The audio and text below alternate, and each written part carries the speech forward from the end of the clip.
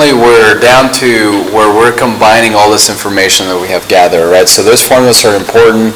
If you have a problem that has half-life, is this one right here where K is some kind of constant that is either given to you or you have to find it. So let's just go ahead and go through 1. All right, on 1 is talking about, it says that you have a starting salary of $40,000. She can expect a raise of 6% per year. And then apparently in some other notes that we haven't done, you find out that the answer, that it would take you 6.959 years to make $60,000 per year. Okay, and it's asking you to confirm this algebraically. So there's obviously several ways to do this. We're going to use this formula that hopefully by now you're familiar with, all right? So if I start with P is 40,000. So I'm going to start off with 40,000. And then we have 1 plus, let's see, so they're gaining this per year, so n is 1, right? So she's making a raise of 6% every year.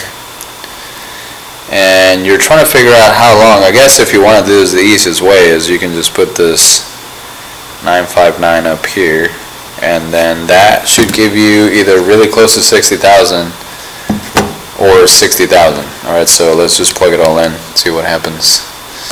So again, on this one, the n was 1 because she's getting a raise per year.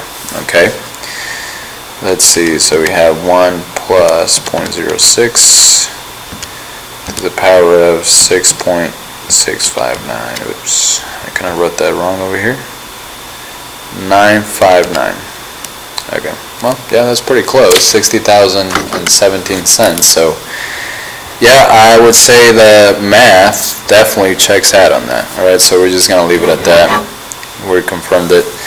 On number 2, now we're talking about stuff that is half-life. Okay, so if we have half-life, we're going to use this formula right here, where this little a with a little 0 on it. All right, so again, that's called a naught. That's the initial amount, whatever you started with.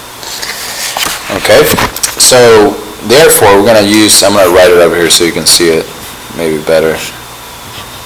A is equal to a naught 1/2, or you can write 0.5 t over k.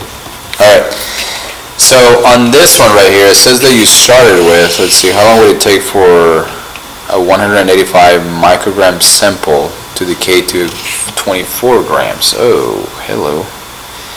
That is different than what I expected. I think they probably made a mistake only because a microgram is smaller than 24 grams. So let's just pretend that this is 195 grams. Otherwise, if it's half-life, I can end up with more than what I started with. So that's how I know that there's something wrong with this, okay? So anyway, so let's, we want to end up with 24, okay? And then we started with 185. By the way, I'm going to change the half to 0.5. I hate to keep writing a half all the time. And then now we're going to use this, which is the half-life of carbon, 5730. That's your K value. And it's asking me how long. All right, so we have T divided by 5730. Okay.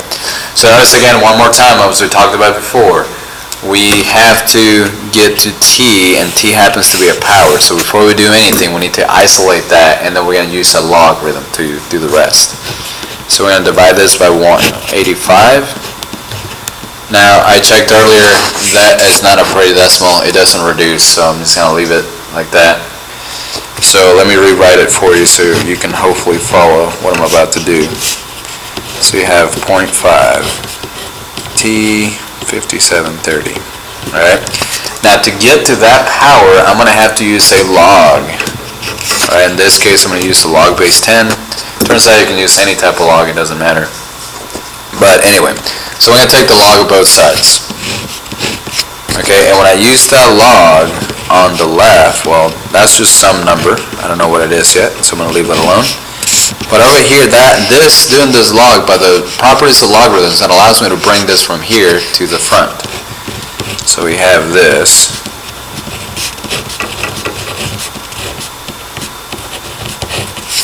Okay? And then now, I'm going to divide both sides by the log of 0.5. Remember, log of 0.5, just some number. Mistakes that I do see happen all the time, they are that a lot of people just divide this by this. It's not the same. You do have to put the log in there. Alright, so if you do plug that in your calculator, let's see, did I do that? Yeah.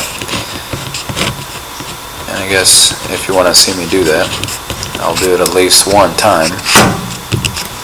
We have the log of 24 divided by 185. And we're going to divide that by, yeah, that'll work. By the log of 0.5. Okay. 2.9464.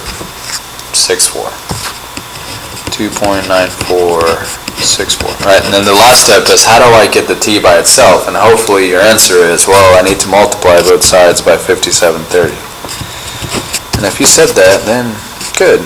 I bet you're pretty good at algebra, or at least decent. Okay, so that would actually take this much time.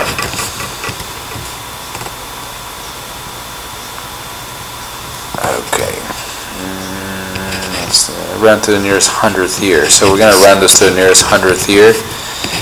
So I'm going to leave it as 900. Okay. Okay, so that's that for that. Let's go ahead and go to the back of this. Now, on this one it's a little bit weird because they're asking us to find. It says, suppose the culture of bacteria is put in a petri dish and it grows continuously. Okay, the culture doubles every 14 years. So on this one, we're still going to use, let's see, is it growing? Suppose the bacteria is growing. Yeah, it is growing continuously.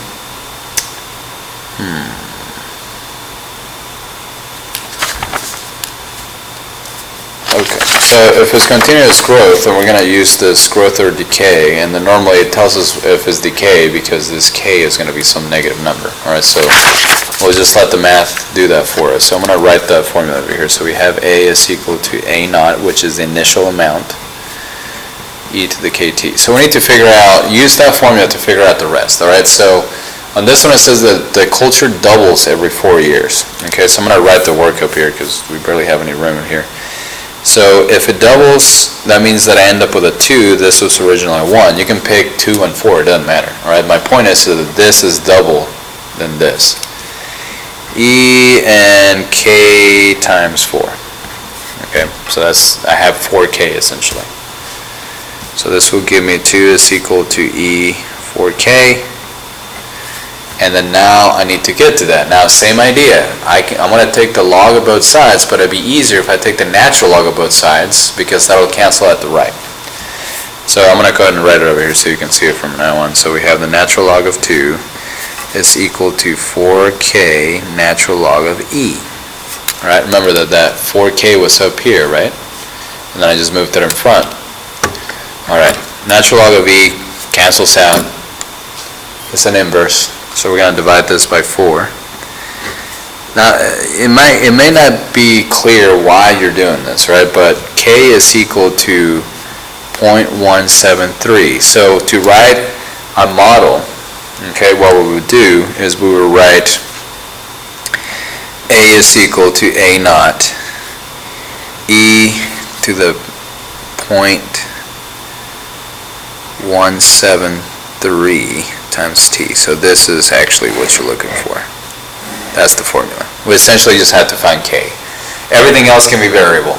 All right, you don't know that at the time. All right, so now let's go to B. It says if the initial amount of bacteria was 100, how many bacteria will be there in 15 hours? All right, so in this one, t is 15, and a naught, which is the initial amount, was 100. All right, so I'm going to plug everything in. So we have into this formula that I come up with. E 0.173 times 15. That looks weird, but anyway, times 15. Now I plugged this in ahead of time and that got me about 1339. Let me just go ahead and at least put that on there.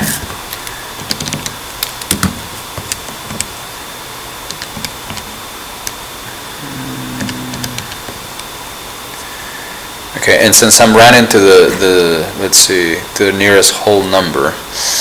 On this one, it's kind of weird. When we talk about bacteria, I cannot have 0.65 of bacteria, so I always round down. But I might be too logical in this. Okay, I guess either way, I'll take either that one or that one. But normally, when it comes to something that is living, like people or bacteria, I don't ever round up. I always round down. But anyway. Alright, it says, when will the bacteria count 350,000? So on this one, I'm going to use the same formula. This one is actually A. Okay, so this one, you want to know when you would have that many. So we have 350,000, and you start off with 100. E 0.173 times T.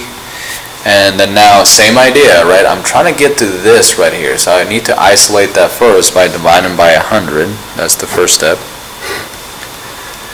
Let's see, that cancels that, So we have 3,500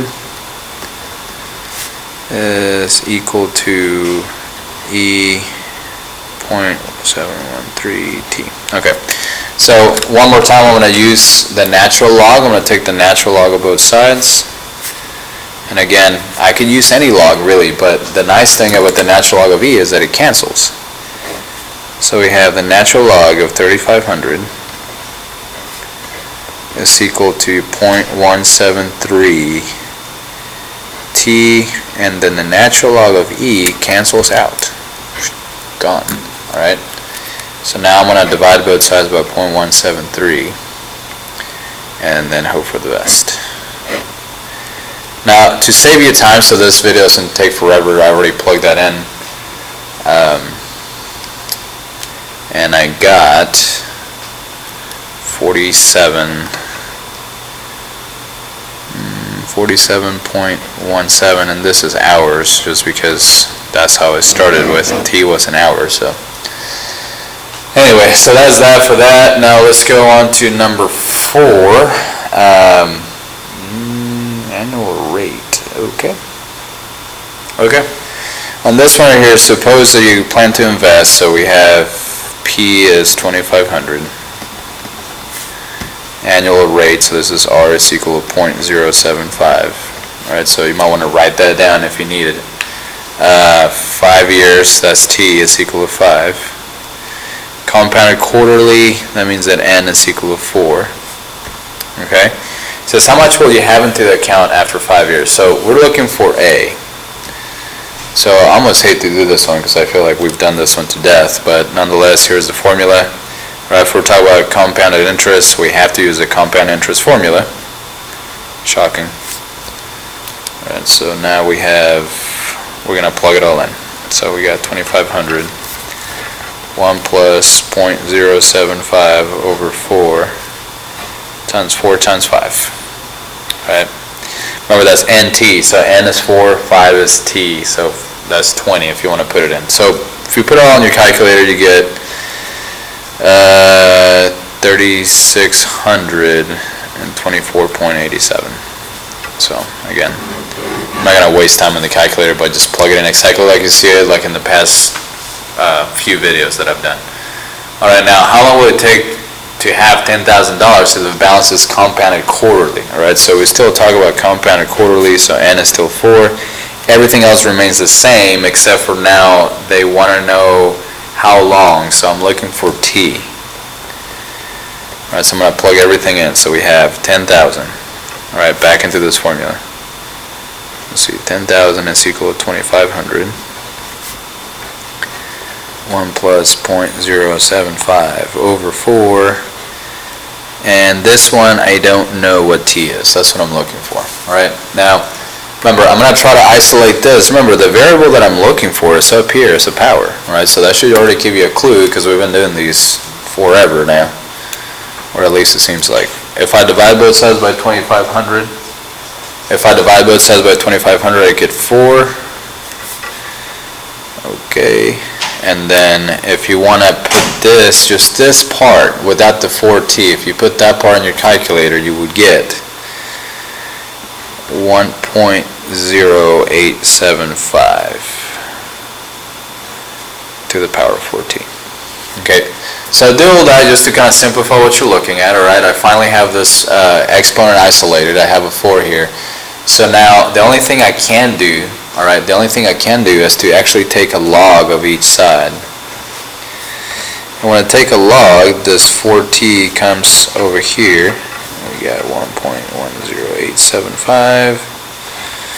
Okay, that's what I have. Remember that 4t was up here? By the rules of logarithms, by the properties, I can bring that over here.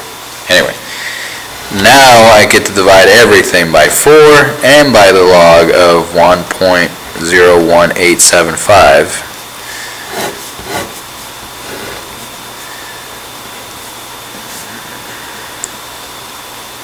I don't know if I can fit that number here. I would say the only thing to be careful with is please don't, that 4 does not cancel that 4, and also don't round this. Whatever this is, you need to write the whole thing. Alright, when I plug that in my calculator, I get 18.65. Okay, and you can literally plug it in like this, all of it like this. Alright. Finally, on this one, which is a little bit easier, we talked about this in class, is how long will it take to have 10,000 if 2,500 is compounded continuously. Remember, that means that you're going to use this formula, A is equal to PE to the RT. Okay? And again, I know that because that keyword continuously, compounded continuously. So we start off with, let's see, 10,000. We got 2,500. E rate, what is the rate? 7%? 7.5%. So this is what that will look like. Alright, so that's what we got. Divide both sides by 2,500. We're trying to isolate the number with the exponential power on it. Alright, so we're trying to isolate this. Alright, when I do that, I do get a 4 is equal to E 0.075t. Alright, now on this one, just like before, really, the process is not that much different. The only thing that makes it easier, instead of just using the log base 10, I'm going to use the natural log, which is actually log base E, because that's going to cancel out this in just a second. So we have the natural log of 4. Remember, by the rules of logarithms, this will move from here to the front. So we have 0.75t natural log of E. That cancels out. And so that's gone. And then now all I have to do is divide both sides by 0.075. 0.075. Alright. Don't skip any steps on this. Plug that in your calculator. I've already done it ahead of time. Turns out that this is 18.48. Well, hopefully after all this practice, I hope that you're pretty good at this by now.